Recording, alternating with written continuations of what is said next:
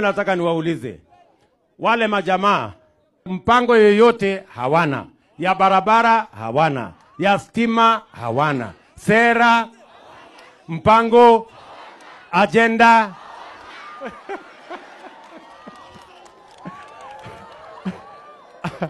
Ama mnasema ni watu wa Kisima?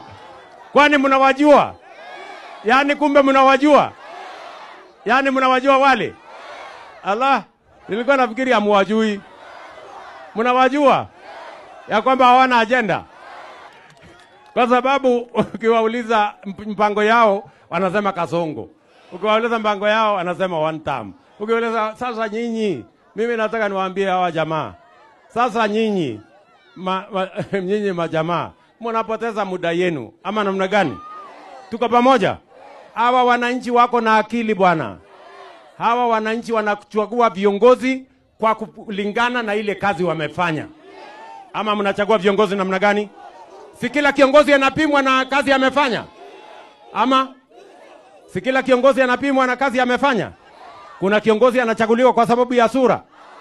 Kuna kiongozi kwa sababu anachaguliwa kwa sababu ya kabila.